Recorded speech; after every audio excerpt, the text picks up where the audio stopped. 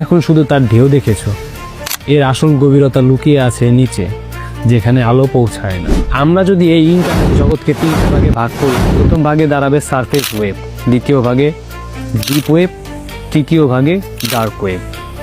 তো চলো প্রথমে শুরু করি আমরা সারফেস ওয়েবটা কি। প্রথমে শুরু করি তোমার চেনা দুনিয়া থেকে।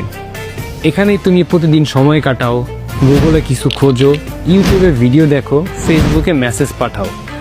এই অংশটাই হলো সারফেস ওয়েব।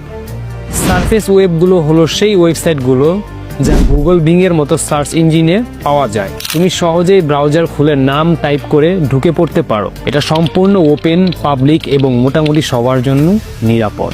কিন্তু জানো কি, এই সারফেস ওয়েব পুরো ইন্টারনেটের মাত্র 4 থেকে 10%। বাকি 90% কোথায়? চলো চলে যাই এবার সেই গভীরে।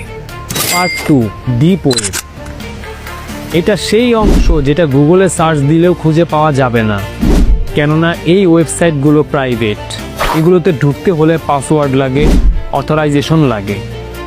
যেমন ধরো তোমার Gmail, inbox, online bank account, কলেজের রেজাল্ট পোর্টাল, এইসব ডিপ ওয়েবের অংশ।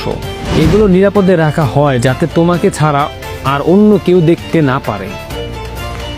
ডিপ ওয়েব খারাপ কিছু না, বরং আমাদের নিরাপত্তার জন্য এটা দরকার। Part 3, dark web.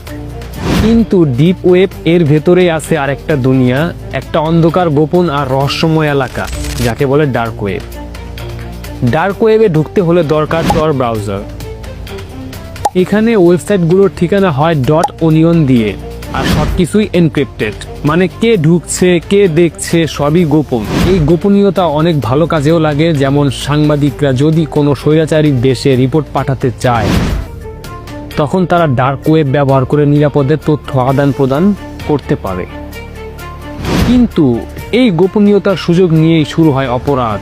ডার্ক ওয়েবে মেলে ড্রাগ, অস্ত্র, নকল পাসপোর্ট, হ্যাকিং সার্ভিস, এমনকি ভাড়াটে খুনিও। স্কিল রোড নামে এক মার্কেট প্লেস এতটাই ভয়ানক হয়ে উঠেছিল যে FBI সেটাকে বন্ধ করে দেয়, এবং 2013 সালে। কিন্তু বন্ধ হলে কি হয়? অন্ধকার জায়গাতে সবসময় কিছু না কিছু তৈরি হয়ে ওঠে। পার্ট 4, বাস্তবতা ও সাবধানতা। ডার্ক ওয়েব মানেই বিপদ না, অনেক ভালো কাজও হয় এখানে। কিন্তু তুমি যদি কৌতূহলে ঢুকে পড়ো ভুল জায়গায়, তাহলে বিপদে পড়তে পারো। তোমার IP ট্র্যাক হতে পারে, ডিভাইসে ভাইরাস ঢুকতে পারে, এমনকি আইনি ঝামেলাও হতে পারে। তাই জেনে বুঝে চলা জরুরি। ইন্টারনেট শুধু স্ক্রিনের ওপাশ থেকে কিছু ওয়েবসাইট না, এটা একটা বরফখণ্ড, আইসবার্গ, যার কিছুটা তুমি দেখতে পাও, বাকিটা ঢেকে আছে অন্ধকার।